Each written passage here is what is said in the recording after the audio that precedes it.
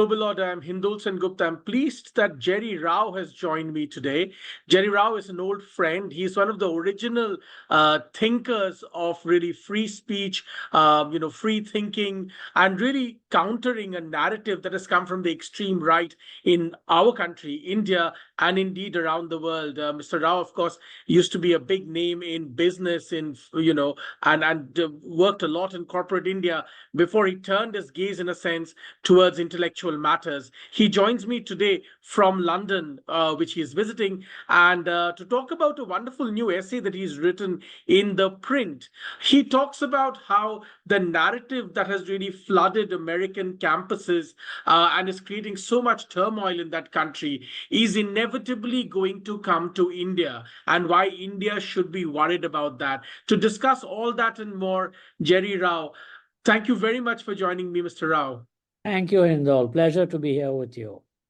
Jerry, I want to begin by asking you, let's talk a bit about your essay. One of the key points you make in your essay is that Israel allowed a sort of hard, extreme left narrative to subsume its own national narrative, not just in Israel, but indeed in America. In a sense, it's bulwark. Yeah.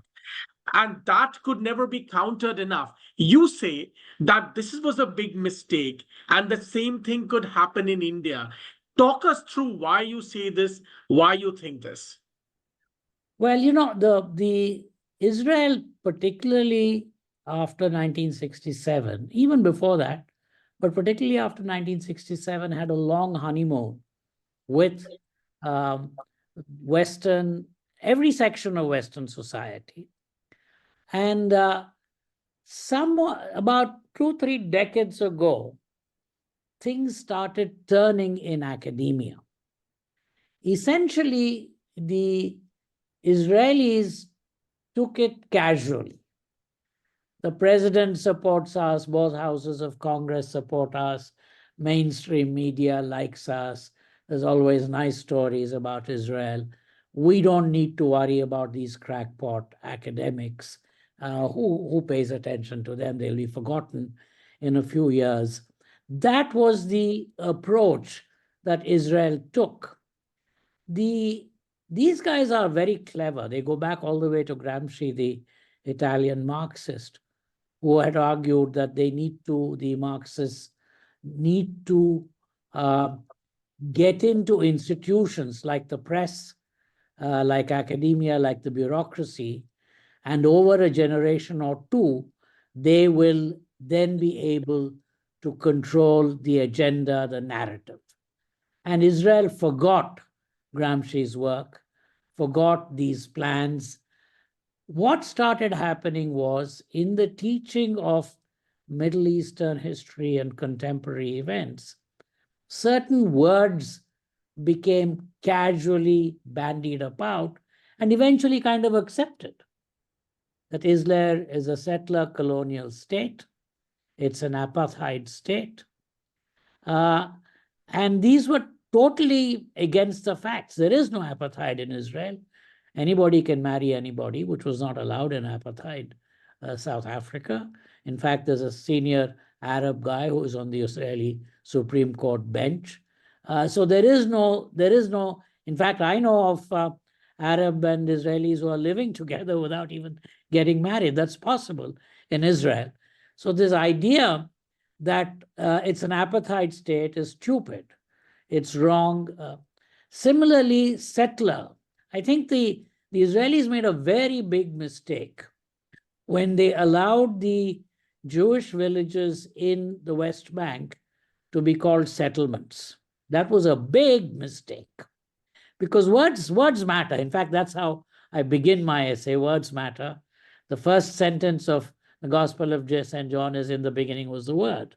Words matter.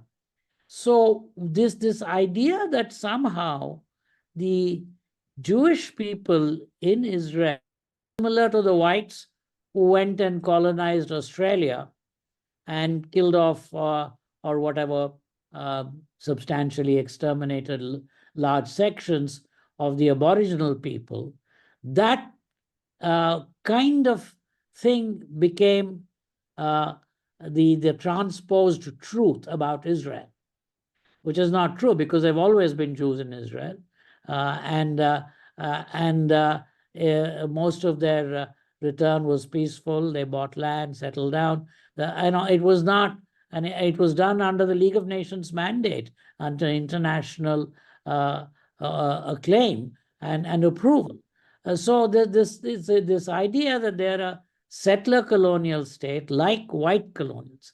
And then remember, simultaneously at that time, a huge program of encouraging white guilt, especially white male guilt, focusing on slavery, for instance, that whites were responsible for slavery, forgetting that every society, every civilization in the world has had slavery for a long time. And in fact, the first people to actually get the movement of slavery abolition were white Christian evangelicals in Britain. That's been completely forgotten. So the way the curricula and the discussion has been framed in American universities and subsequently in British and European universities has been that Israelis are guilty of the same guilt that white males are guilty in terms of racism, in terms of slavery and so on, and in terms of killing off of indigenous people. And the Palestinians are the indigenous people. Again, completely absurd because Israelis are not white. Most of the Israelis, in fact, I think the biggest section of their population are those Jews who were kicked out of Morocco and Algeria and Egypt and Iraq and all these Arab countries in 1948. So they were actually living there for several hundred years, and they were kicked out of Tunisia, all these places. They're called Maghrebi Jews and so on. They're Sephardic Jews. They're not Europeans at all, and they're not white. And then they also have some black Jews from Ethiopia. They have brown Jews from India. So this idea that they're a white people is false. And that they are settlers is false because there's no symmetry attached to the fact that it's okay to kick out Jews from Tunisia and Egypt, and they have nowhere else to go but to Israel. But it's not okay to ask Arabs living in villages in current day Israel or in the West Bank to move. There's complete asymmetry there. Then once this dialogue, these kind of definitions became accepted, it became very easy to demonize Israel. And again, Israelis ignored it. Oh, we have a great relationship, Mossad with the CIA. Oh, basically all the American presidents come to Tel Aviv and Jerusalem. We're okay. This kind of became a kind of a very, what can I say, complacency. But over time, the academic dialogue moved into the New York Times, moved into mainstream media, certainly captured BBC. BBC finds it difficult to call Hamas a terrorist organization. So it's actually, they're a resistance organization who may be called a terrorist by some people. That's the kind of way they have. And so all the media, particularly the mainstream media, has been completely taken over by this vocabulary and this way of thinking. And the demonization of Israel starts there.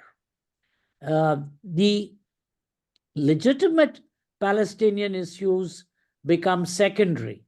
They are the oppressed. In this new vocabulary of the woke left, there are oppressors and oppressed.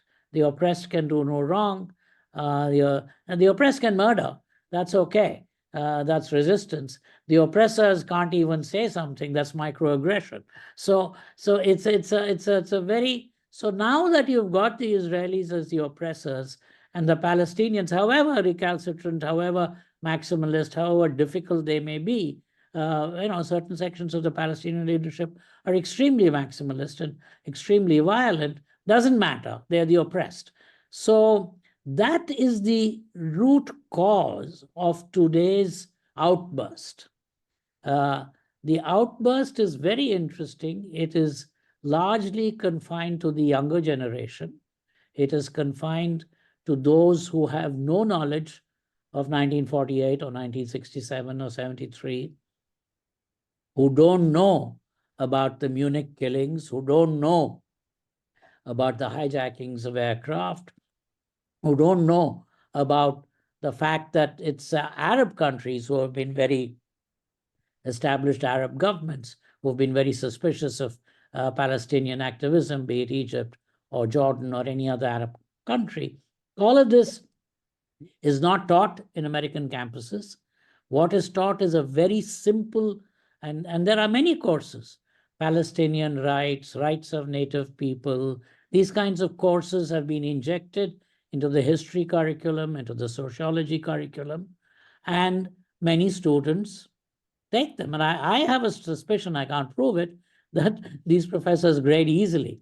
So many students take these courses and get high grades, and in the process get indoctrinated into believing that Israel is a fascist, military, bigoted, racist country, all of which is actually completely untrue. I mean, I'm not saying Israelis are perfect. They have some faults. I mean, so as if the Americans don't have faults. Everybody has some faults. But to categorize them this way, including, I mean, comparisons to Hitler, I mean, it's just absurd, but they do it. And that is why right now Israel is on the back foot. Take the two parties in America. Republicans are still pretty much solidly pro-Israel, largely not because any college-educated Republicans are supporting Israel in big numbers, but because the Christian evangelical movement, for religious reasons of their own, are supporting Israel. And therefore, the Republican Party has no option but to be on the side of Israel. The Democrats, on the other hand, who were traditionally great supporters of Israel, Harry Truman was the first to recognize Israel, and he was a Democrat from the Midwest, from Missouri. They are now under immense pressure because what has happened also with the large-scale immigration that the US has allowed over the last few decades, there are huge pockets of Arab Americans and Americans of the Muslim faith from different countries, Somalia, this and that, who are kind of inbuilt lobbies for the Palestinian cause, inbuilt anti-Israel people. And they are very powerful and influential. Again, they have, got their way into the Democratic Party and in pretty important positions. And they now have the intellectual heft of the universities supporting them in their lobbying efforts by using this language of settler and apartheid. It's very interesting. I think this thing started almost 20 years ago and the Israelis didn't pay attention to it. Boycott, disinvestment, whatever, Yes. They're the same words used for South Africa. And the Israelis it should have occurred to them that this is extremely dangerous. They just said nobody in the stock market's going to pay attention. No portfolio manager is going to listen to all this boycott business and so on. And they allowed the Frankenstein to grow. Now it's going to take them a long time to put the genie back in the bottle because it's not going to be easy. It's an uphill task. You have several generations of students, and you have a lot of tenured faculty. Tenured faculty can't be fired easily in American and British universities who are very, very diabolically and very, very in a sinister manner anti-Israel. And they have influence. It's also the way the words are presented in a BBC or in an NPR, and the choice of stories. It's very interesting when you look at those, the stuff. It's always meant to make Israel look bad and meant to make the Palestinians look like kind of hapless, innocent victims. Now, why am I worried about this for India? Because, I want to ask you a couple of questions before we delve yeah, into India. yeah, What you just explained to us sets the context beautifully. They set the context beautifully, especially for, say, my generation, which actually saw this kind of behavior under communist rule in Calcutta. This is exactly what used to happen in Presidency College, in Jadavpur University, and in a sense still happens. This is exactly that. Only at that time it was confined to Calcutta, confined to Bengal, so perhaps we didn't understand it. This, by the way, is exactly what used to happen in JNU. yeah, The word urban Naxal, of course, it now it has become almost like a meme, but there are deeper, sinister roots to that, Jerry. You and I both know that. yeah. There was overt academic support for Maoist revolution in India that was spreading from college to college, university to university. Now, I do not deny that some people may have been wrongly arrested and this, that, and the other, but the fact that there was overt, over the ground, OTT, as it were, support for Maoist revolution in India that was being given in academic, faculties across colleges. This much we all know this is true. Now, this is particularly interesting because all the words you mentioned, settler colony, right? Settler colony is now being brought, and there's been an attempt to bring it to Kashmir for the last 10 years. Increasingly, this word is used for Kashmir in certain pockets. In fact, I mentioned even before we began our interview that in Rutgers University, one of the demands people made was that all, these quote unquote protesting students made was that all oppressed people's flags should be put up. And one of the demands is for the indigenous Kashmir flag to be put up. You can see the connections being built. The other thing that's happening in this narrative war is, after Isabella Wilkerson's book came out on caste in America, all of the racism of the West, especially in America, is now being put on caste. So the next big target is India after Israel. And it is only because India is so big, it's so populous, it has 1.4 billion people that it's tougher to do in India. But perhaps you could explain to us, perhaps it's not so tough also, right? Perhaps we are being complacent by thinking that it's really tough. Perhaps it's not that tough. You mentioned the BBC. The BBC uses very similar language for Kashmir, now increasingly for Khalistan. You see the narrative about Khalistan and the words that are being used, it's very, very similar. Talk to us a little bit as you began talking about how all of this is being transposed to India. Settler colony terminology, caste, oppression. It's a very, very volatile mix. Let me first react to a couple of points that you've made. The urban Naxal and the support given by people in very responsible and high positions in urban India for Maoist insurgency. I want to ask a simple question, and I want your viewers to think about it. When a Naxal from Bastar comes to Bombay or Delhi for medical treatment, where do you think he stays? And when he is staying with this friend and getting his treatment done, what kind of meetings do you think happen there in that flat or apartment? And what kind of material gets exchanged? Could some of them be guns? And do that go back? I mean, we don't know.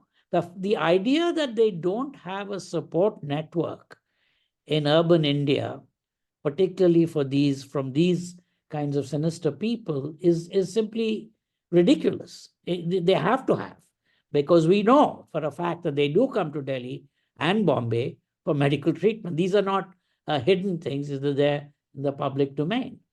The second issue is very interesting, Kashmir settler. The really indigenous people of Kashmir are the Pandits.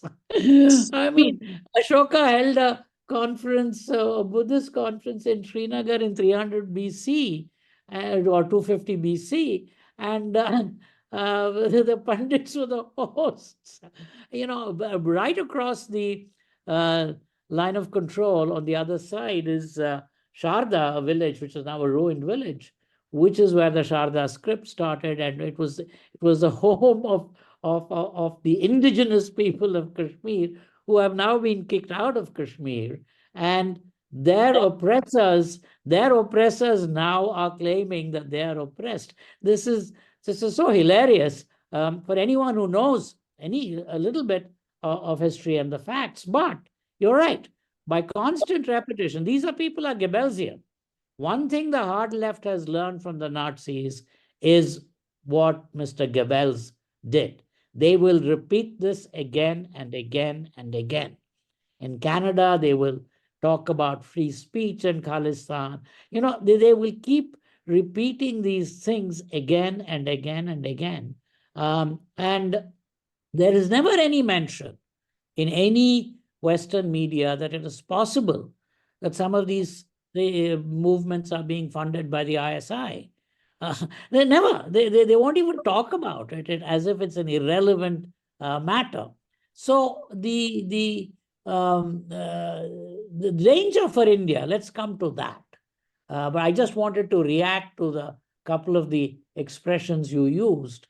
The danger for India and for Hindus in particular, because a lot of this is actually directed against Hindus. You mentioned caste. Now, caste has been portrayed, even in University of California school textbooks, as a Hindu religious doctrine. There is no mention of the fact that Christians in India routinely practice marry only within the caste. There are Saraswat Christians in Goa and Nadar Christians in Tamil Nadu. So no mention. I mean, why not have a paragraph saying caste exists in Indian Christians too, or two sentences, or that there are Ashraf, Ansars, and Ajlafs among Muslims in India, and there are caste differences, and so no, it's presented as a Hindu religious doctrine, not as a social institution, which is frankly across religions in India. Even among Parsis, or a very progressive group, those people who work in the towers of silence, they're a kind of lower caste. And those people who are the priests, the dasturs, they're a kind of upper thing. So, or not upper, different kind of thing. So this is not an unusual thing in our country. And it is certainly not somewhere first of all, there's no such thing as Hindu doctrine. So it's not a doctrinaire Hindu requirement. But that's not the way it is portrayed. So what it is now being kind of the story that is getting across US campuses is that in India, Hindus are the oppressors. Everyone else is an oppressed, of which the biggest oppressed group is the Muslims. The fact that Muslims ruled India for a long time, large parts of India, even till 1947, 48. I mean, Hyderabad, Bhopal, Junagadh, Malarkotla, these were all Muslim princely states under the British Raj. And in those states, by the way, 90% of the police would be Muslim, 95% of the army would be, even though they were Muslims, would be 5-10% of the population. So it's not, in fact, it was the reverse. The minority was oppressing the majority. So that is kind of forgotten. And this is a simple statement. Hindus are a majority, Muslims are a minority, and Hindus are oppressing Muslims. Hindus are also oppressing Sikhs, Christians, everything, and so on. I mean, there's an inter-tribal conflict in Manipur, and it is portrayed as an anti-Christian conflict. I mean, it's just absolutely absurd. But that's the way the narrative is framed. Oppressor, oppressed. The second thing is that this is where they have their big weakness. The leftist academics know that there is no such thing as Hindu. It's such an amorphous word. And it's certainly not a religion. We have many sampradayas. I don't think we have any religion. So they know that there is no monolithic Hindu majority. Although they position it that there's this monolithic Hindu majority which is oppressing the minorities. And then they try to find fault lines within this monolithic Hindu majority, Naxals, tribals, this, that, and the other. And that is done below the radar screen. Above the radar screen is this majority oppressing minority and using American vocabulary. Because in America, the blacks are a minority and the whites traditionally have been a majority. They have oppressed the blacks. Therefore, that must be happening in India. And that's why I chose two words. There's at least a dozen words you can pick on in the narrative. That's why I chose majoritarian. Majoritarian is actually a completely meaningless word, but it's bandied about in the Indian press also, not just in New York Times, but everywhere. Majoritarian is used quite casually. Now, I thought after the Great Reform Bill of Gladstone and so on, at least in English-speaking countries, we agreed that however disinterested or intelligent a minority may be, they are not going to make the decisions. It's going to be made by the will of ordinary people. And we embraced that in 1950 when we gave adult franchise. Most of our country was illiterate. We said illiterate people also will have a right in government. And many people were horrified. Not everybody agreed to this. And in fact, many British wrote very patronizing kinds of stuff about it. How are these illiterate people going to vote? But we managed, Sukumar Sen, the Election Commission. So we managed, and we have done quite well on that. But now it's suddenly not a good thing. The majority is a good thing if it is anti-Hindu, but the majority, if they smell that there might be a Hindu majority, then it's a bad thing. That's majoritarianism in a nutshell. It's not that and by definition, using American expressions, minorities are oppressed. Now, there is no evidence that minorities are oppressed. I think Nirmala Sitharaman made an excellent point. If genocide takes place, populations tend to decrease. Whereas both in absolute numbers and in percentages, from less than 10% in 1947, Muslims are today somewhere between 15 and 20%. So where is this genocidal instinct? In fact, if there has been genocide, it's been in Afghanistan, in Pakistan, and parts of Bangladesh, not in India. So this whole business is a joke. But majoritarian genocidal tendencies, riots. Now, riots have been happening. I think, the earliest recorded riots in Ahmedabad are in 1702 or something. Recorded. Okay? So, I mean, it's a 320-year phenomenon, yet as if there's something new happened in 2002. And the riots, I'm not supporting riots. There are terrible things to happen. But to suddenly change the vocabulary to genocide is wrong. And by their own, I mean, Manmohan Singh government was in power for 10 years. By their own home ministry's numbers, 800 Muslims died and 200 odd Hindus died. How can that be a genocide? It's simply, and this is not counting the 50 people who were burnt on the train. Have you looked at the train incident? They will say there's a fire on the train. New York Times will say after a fire on a train. They won't say it was a deliberate act of arson and murder where a whole compartment was locked up and the people were set on fire. Pre-planned, because they had to have kept pre-planned to keep the kerosene and the diesel available. No mention of that. Similarly, the temple, they'll be, say, built on the site of a destroyed mosque, which is true, but no mention of the fact that the mosque was built on the site of a destroyed temple. I mean, why not in the next paragraph at least say some people claim that? No.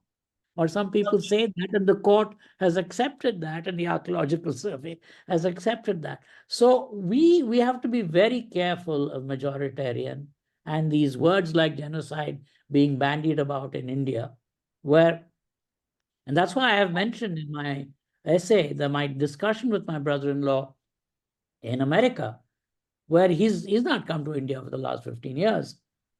And he says, oh, Muslims are being persecuted. And I said, I don't know. My Muslim friends seem to be getting richer every year. And I drive past Dongri Muhammad Ali Road every 3-4 days a week. And retail establishments, restaurants are booming. And you can see Muslim women of all kinds, some without anything, some with hijab, some with partial burqa, some with full burqa. And they're all kind of living reasonably peaceful and reasonably productive lives. So, where does this come from? As if they're all being oppressed. Um, it's a meme that we really have to counter and counter it in a manner that we don't fall into the trap that the Israelis fell into. Lynching is the other word. Lynching is a word that Americans react to because that's what Ku Klux Klan whites did to blacks in the American South in the post-Civil War period. And till the 20th century, it continued. And so when New York Times says Muslims are lynched, immediately they think of that incident that happened, they think of To Kill a Mockingbird, Atticus Finch. That's the way where their mind goes. Whereas, stabbing people, hitting people, fighting over a tea stall. I remember a line from Dinatandi, very kind of nice, vociferous Tamil paper, which is still around. Tea kadayil galata, katikkutu Sunday. There is galata, trouble in a tea stall, katikkutu Sunday, stabbing fight. I mean, this had nothing to do with religion or caste. It was, these things happen in our country. I know we'd like to pretend we're Mahatma Gandhi followers and a non-violent people. We're not. There's a lot of violence in our society, but a lot of it is random, and it's condemnable. But it is not genocidal. It is not lynching. It is not, it is not kind of stuff that we should agree to. The casual use of these words, because very soon this will become the way they will go after the Indian state, like they have gone after the Israeli state. Now, it's no longer, by the way, anything that's anti-Zionist or even anti-Semitic. It is a direct attack on the Israeli state. They want arms not to be sold to them. They want any company that does any business with any Israeli something should be Columbia University should withdraw all equity investments in that company. I mean, it is a direct attack on the Israeli state. And so that could happen. Now, will it happen? Probably not, because there's voices of sanity prevail everywhere. But the pressures could be there. And when the pressures are there, all kinds of strange things can happen. They could sign a deal to sell us arms, and then when pressures come, they might slow down the delivery. Things like that. I mean, and that could hurt. Similarly, there could be selective immigration. They could easily kind of start discriminating against Indians, getting green cards, and give it to others. I mean, these kinds of things are possible, and there could be pressure on our very successful NRI community to change their behavior. So and of course, already I think 1.5, 2 generations of NRI students in America, not those who have become doctors or engineers, but those who have gone in for humanities, liberal arts, etc., who are already anti-Hindu in their views. They have been converted to believing that it's basically a hierarchical, caste-ridden, religiously sanctioned bad thing. There is something called a monolithic Hindu religion, and it's not good. And that is the way the courses are structured. And of course, it's also ribald. Hinduism is also about sexual excesses and repressed sexual fantasies. So this is the Freudian and the Marxian thing comes together to make Hindus. And of course, the entire Indian economic story is always downplayed. saying inequality is rising. Now, look at this strange Piketty character, how much publicity he's getting. He's saying that inequality is worse than it was in 1940s, right? Under British rule. Now, the fact that there were so many starving people under British rule and there's no one starving today, he's completely ignored. I mean, this inequality joke is being used again and again and again to put us down, and it's being bought into. It's bought into primarily because it's part of the Western way of thinking. That the US economy is doing well, you don't want to give anyone any credit for, certainly not to the business community. You want to say, oh, inequality is rising.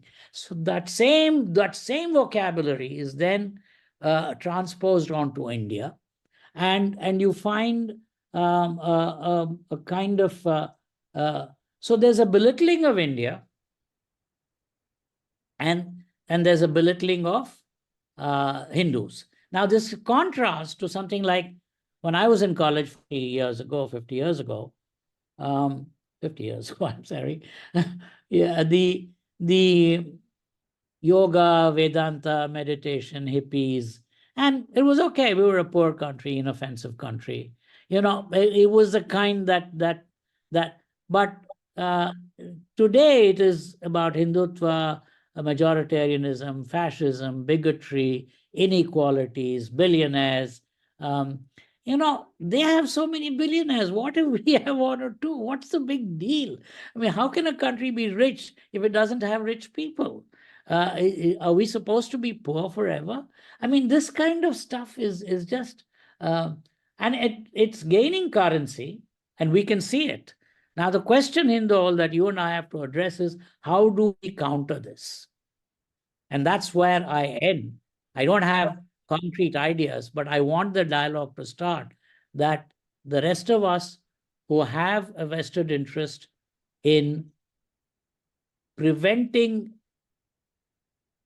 an attack on the Indian state and on the legitimacy of the Indian state, the way there has been an attack on the legitimacy of the Israeli state and the state itself right now, we should make sure it doesn't happen in 2034 for us. Well, one of the reasons when I returned from Columbia and Oxford, one of the reasons I built Global Order was because I believed, exactly the question you answered. India must have institutions that speaks about the Indian point of view. Like America had, when America was rising, America had a foreign policy and foreign affairs and so on and so forth. We are entirely dependent on, Western institutions. They are never going to talk about our point of view. It's not their job. That's not how they look at the world. To expect that the BBC and the New York Times will tell the right story about India that's a fallacy in itself. They sometimes. No, wait a minute. Let me interject. While we should, I agree, we should have our own journals and magazines and think tanks, but we cannot ignore the BBC. We have to get our guys into the BBC.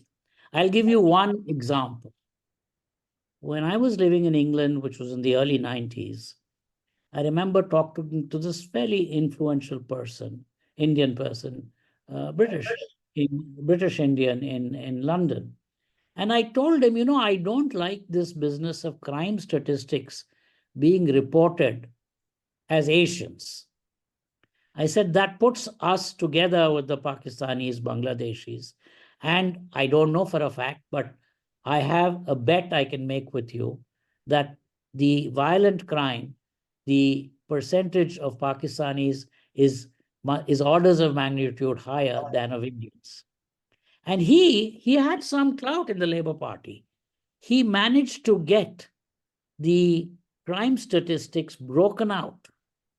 So today you get statistics, Pakistanis in violent origins and violent crime, Indians. So we, even with BBC, we have to make sure that if they are going to do DEI recruitment, they better recruit some of our guys. And we have to, because if we don't do that, they will say, you have your think tank, you're writing. Nobody pays attention to Russia today. That will become the kind of stuff. So we need to make sure that we infiltrate the way others have infiltrated. And I think it's a. Please go on, please. we should build our own institutions too. And what you're doing, see, this damn internet and social media has been a great democratizing thing. Now, any American can watch your stuff. I mean, in fact, America is the second largest audience we have. We have an Indian audience, but an American audience, which is nearly 2/3 our Indian audience, which is the second highest. So, I many agree. of them may not be NRIs. Many of them may be locals who are interested. So the issue here is we can do what you're doing, and we have to do more of it. But we should not.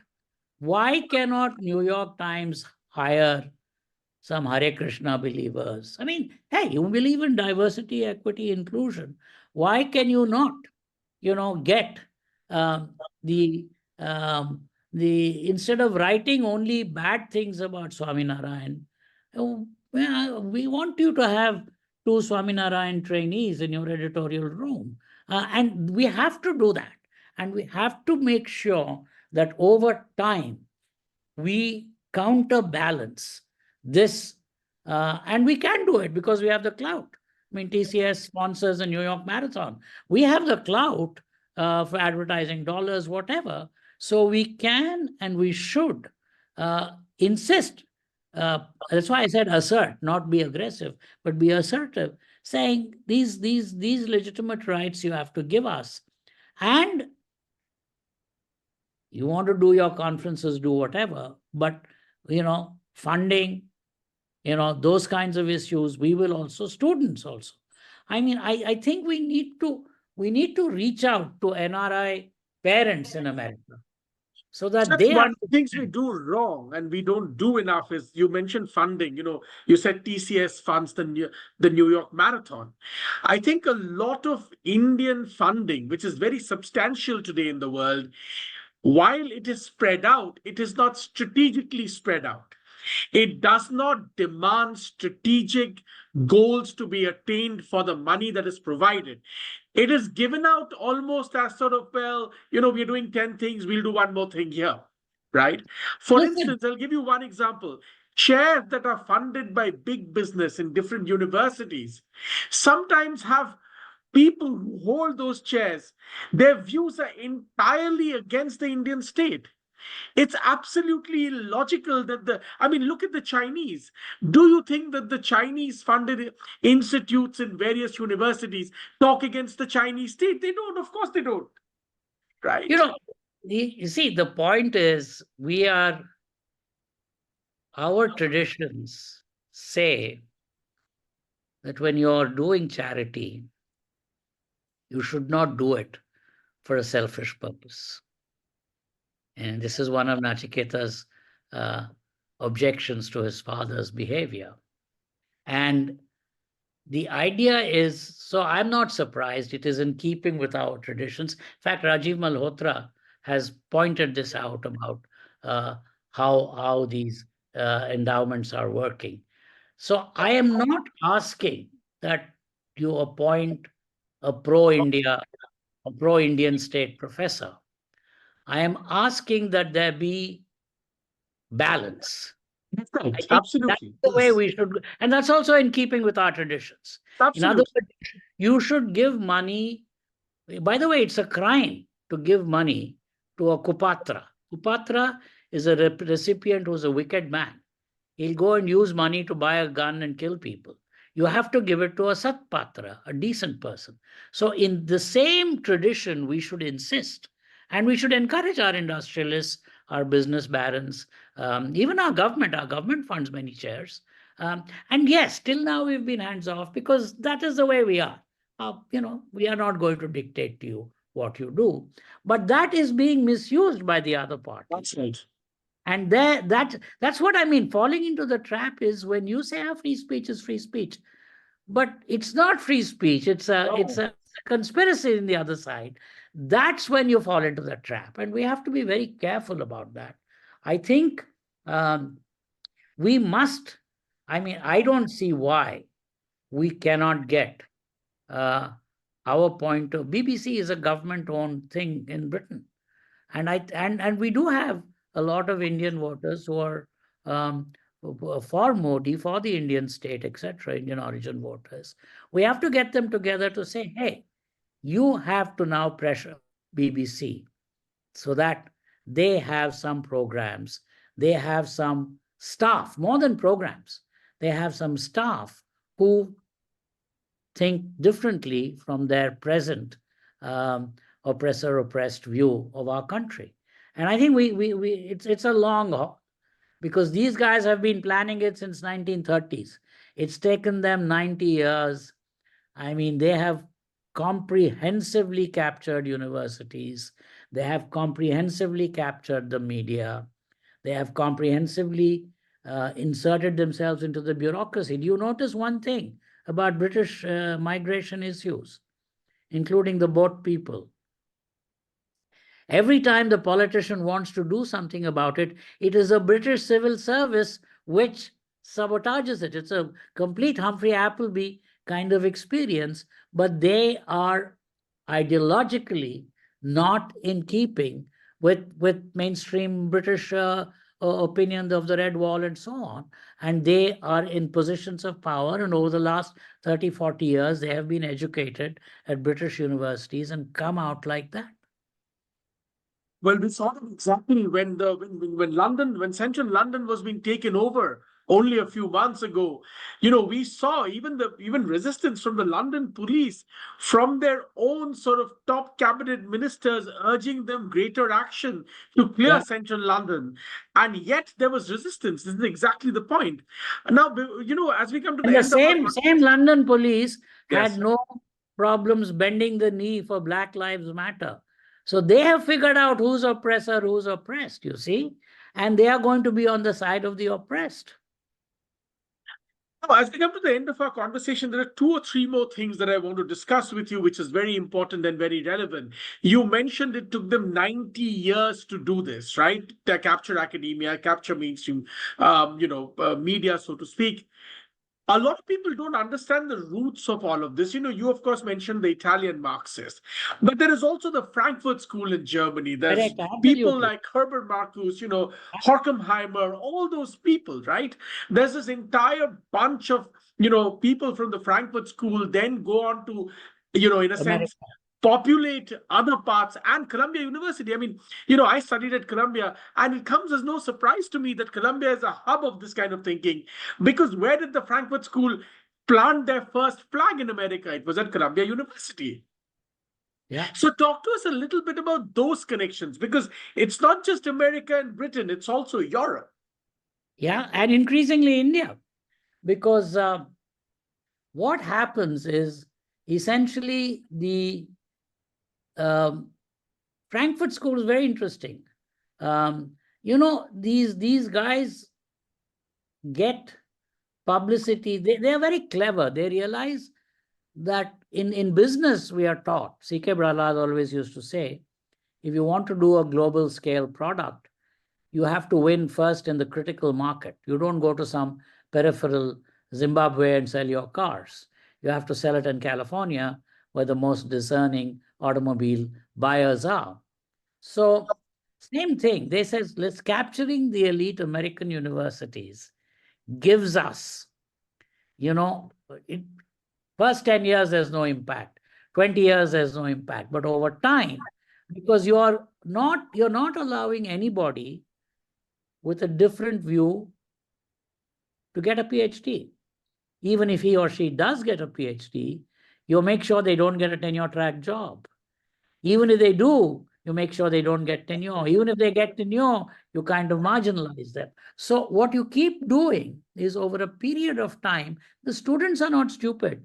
They say, I want to get a PhD quickly.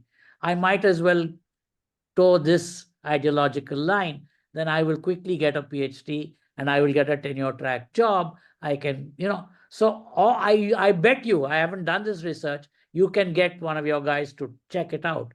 The PhDs on the Middle East in the last 20, 30 years in American and British and European and even in Indian universities will be about Israel as the oppressor. And those theses would get high marks, summa cum laude, and go on to get good jobs. So and same thing with BBC, with the media. You make it the intellectual fashion. And the intellectuals or pseudo-intellectuals really are the greatest slaves of fashion. They don't like to be different, and they'll make fun of the different person. He's a reactionary. He's this, he's that.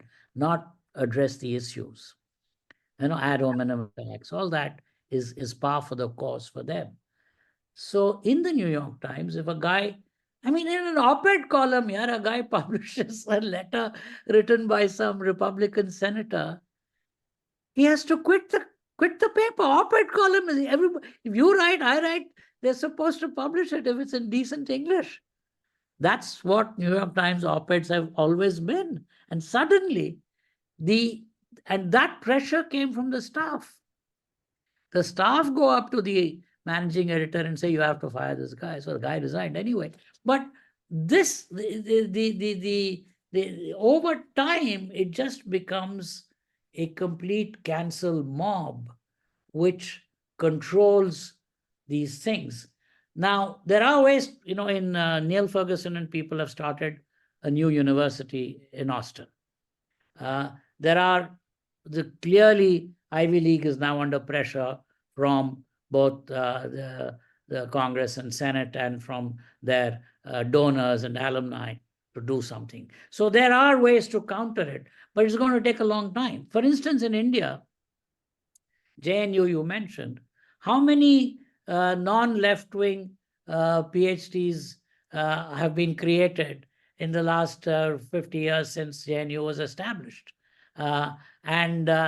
Therefore, if you're going to hire a PhD today, even in a subject like Sanskrit, if you want to hire a PhD, he will be talking about the hegemonic hierarchical nature of Sanskrit and the class divisions, not about spiritualism or Sanskrit's great poetry. No. So this is a problem because we don't have the talent, and most of us who are on the right of the conservative end of the spectrum of way of thinking, we tend to get on with our lives. We tend to do things. We are not there desperately fighting for tenure. So this is a problem too. Our talent, our best talent doesn't necessarily go in there. The problem is the next generation gets brainwashed. They get brainwashed, and this becomes a political problem over a period of time, because it's now taken for granted that Britain made its money from slavery, which is far from true, but it's taken for granted. And the interesting thing is they don't know where to stop. I think that is what will finally get the left down. When you start saying Mahatma Gandhi is a racist, and the two statues of Churchill and Gandhi next to each other have to be protected, and they were lifelong opponents, you're taking it to a point where it's going to be difficult. This has been, the Frankfurt School is definitely a big one, but there's been, even this fellow, actually an Indian lady translated Foucault into English, and this whole postmodernist stuff, this whole thing that a criminal is not a criminal, it's just that you think he's a criminal kind of thing. So especially if he's from the oppressed, then he can't be a criminal. And from the oppressor, even if you're doing nice things, you must be doing it with some ulterior motive to oppress the oppressed. So this way of thinking comes from Foucault and French postmodernism and has been embraced. It's been embraced in India. It's not just there. And unless we keep our IITs and so on insulated from these social sciences departments, we're going to run into trouble, because these social sciences departments will try to take over even the IITs and the IIMs and try to make them tilt towards this woke ideology. This whole thing has been so sad. And it's been happening with our knowledge. That's the thing that worries me. But we've been dismissing it. Freedom of speech, let them talk. It doesn't matter. This will go away. It's not gone away. And Israel is paying the price. We are paying a small price at this point in time. We could end up paying a huge price soon. Let's face it, for the next 20, 30, 40 years, the narratives in the world are still going to be controlled by the West. They're not going to be controlled by China, although they may try. So in that context, not to pay attention to these trends and try to counter them. Either funding is a good place to start. To parents is a good place to start, saying, can you tell your children not to register for Hinduism courses at Harvard and Columbia, because those are Marxist courses. They are not courses on our traditions. We have to tell them. And we have to kind of make this, get this message across, that these guys are trying to create trouble. I mean, tell me something. I'm not saying tribals in India. I've written about it, by the way. One of the biggest mistakes the Congress government made was killing the ex-Raja of Bastar in the 1960s. He was the interlocutor between them and the Indian state. And he was not a bad man. Congress didn't like him, so they bumped him off. But the tribals have a problem, but is it correct for a completely Western idea, Marxism, Leninism, to go and take it there and make them kind of brainwash them into it? And the Indian state is too powerful. They're just going to get crushed and killed. What are you doing? Sitting in Bombay and Delhi, encouraging these people. What are you doing? You know, this is so immoral, so tragic to believe that these guys with a bogus communist ideology are going to make any impression. All you're succeeding in is sowing chaos in the country and hoping that out of that your blasted revolution will emerge. It's not going to happen, but a lot of people will die. There'll be a lot of misery. Final question, Jerry, before I let you go, I can't but ask you this question. There is clearly a narrative war, as we have discussed now for about an hour or so. There is a narrative war, and clearly Israel is facing the brunt of that narrative war because they didn't do enough to counter it. We discussed at length where it started, how it plays out. India will face the brunt very soon. And, as you correctly said, for the next 20, 30 years, Western narratives will dominate the world. But in the next 20, 30 years, India also has a real chance to rise in the world. If we become the third largest economy, if we continue to grow at, say, 6% or above, our prosperity will have an impact. Talk to me a little bit, and in conclusion, about what we could do in the next 20, 30 years, what my generation could do with the help of people like you and others and younger people to change this. Because this to me seems like a window of opportunity. There is prosperity on one side, there's demographic advantage on the other side, there is the democratizing impact of the internet to top it all. This seems to me, even though the challenge is daunting, there seems to be an opportunity. Talk to me about how that opportunity can be actually leveraged. Actually, I'm more scared of this than you would like to believe, especially if you look at the Israel analogy. Under its socialist labor government, Israel was at best a middle-income country. It's when they abandoned socialism and moved to the market that Israel became the startup, IT, biotech, desalination, modern agriculture hub of the world. And our market cap of Israeli IT companies is comparable, sometimes higher than Indian IT companies. So they have been able to do that. And they are now, I think, richer than most European countries. They're no longer middle income at all. So in fact, their prosperity and their success has elicited two responses from the states. From a UAE, the response has been, we have something to learn from these guys. We should trade with them. We should go back and forth and travel. That's been a state response. The other response has been just envy.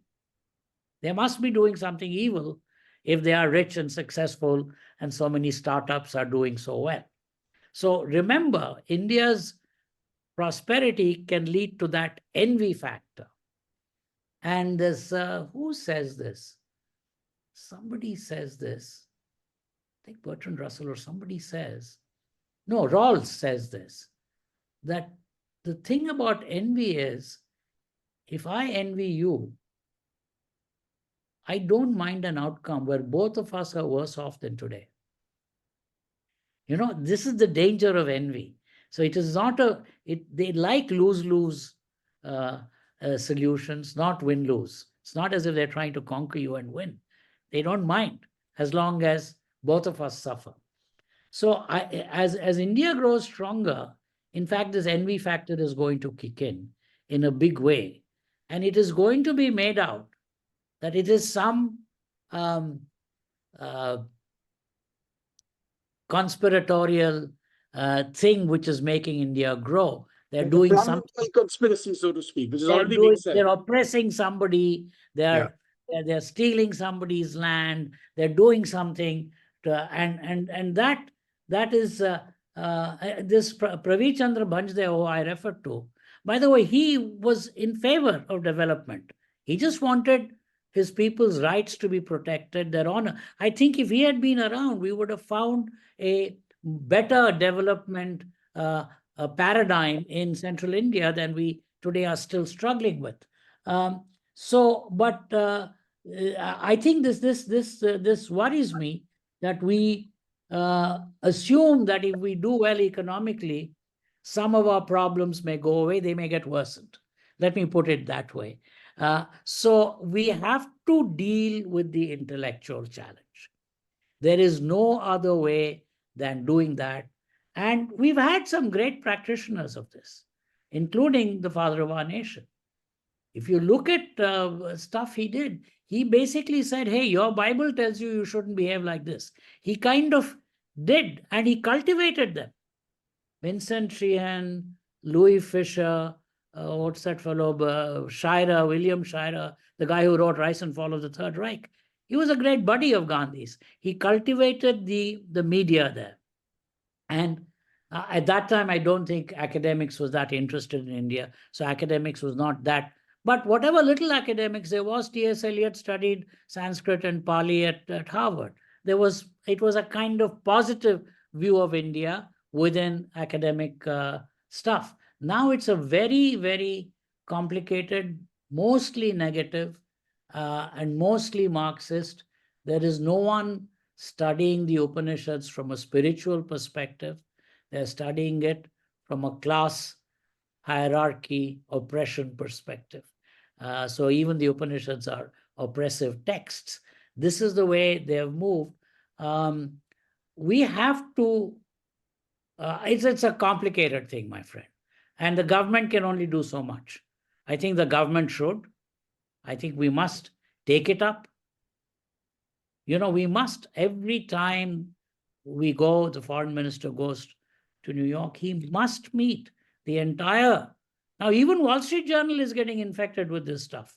He must meet the entire top board and must make this point that you are falling into the same trap with vis-a-vis India that you guys fell into vis-a-vis Israel. And please don't. I think in a sense, Israelis may have done us a favor.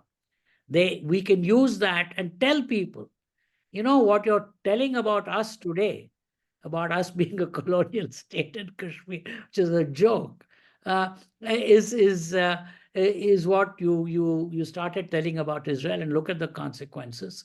And I think we have to make this point at every level. It has to be citizens, it has to be business persons, it has to be the government, it has to be people like you who are powerful in the media. And we must use this democratic media to make sure that point goes through. And I think We have allies. We have allies. There's a friend of mine called Steve Taylor who lives in Utah. He visits India virtually every year, every 2 years. And he says, look, I am so happy to see the bubbling energy and the positivism in your country. I've been coming here for 50 years. And he compares his 1970s experience at Delhi airport with his most recent experience. And then he says, whereas in America, we're pulling down statues, we're doing everything negative. So in fact, so there are people like that. There are, think tanks, Hoover Institution, for instance, people like that who I think will be able to relate to what we are saying. And we must also make the point that what are you talking about here? You guys can't manage small Middle Eastern populations in your country. People of another religion. We've been, and they don't know, by the way, we have not given enough publicity to the fact that there are several senior Syrian Catholic Orthodox bishops who are great admirers of Modi. It's never captured in any Western media. We must make sure it's planted. We must make sure that story comes through, that the Bori community and its leadership is very fond of Modi. And they're a minority within a minority. They're not even Shia. They're a minority among Shias. So they're really the ultimate oppressed, if you want to call it, from your Foucaultian view. So then we must make these get these points into that dialogue. We are focused too much domestically, which is correct. I mean, at the end of the day, what foreigners care about us doesn't matter really too much. It's what we care about ourselves. But they have an insidious way of getting into us. This we must remember that, and we must not fall into a trap. It was absolutely wonderful talking to you, Jerry, after a long time. Thank you for your time, even though you're traveling. This is a wonderful moment, I think, to leave this conversation and take this up again and again, I'm sure, later as this entire battle goes on. Thank you for your context. I enjoyed myself. Really enjoyed talking to you. And thanks very much once again for spending time with me and with Global Order to explain so many things. And I want to leave you with this. Don't get too cocky about economic success. That might have this envy problem built into it. Canker of envy, right? This green-eyed monster built into it. We have to be bloody careful. I think that's a very, very wise, opinion to share, and very wise advice. I will keep that in mind. Thank you, Jerry. I look forward to meeting you soon in person. Thank you for your time. Yeah, bye-bye. Thank you so much, Hindol.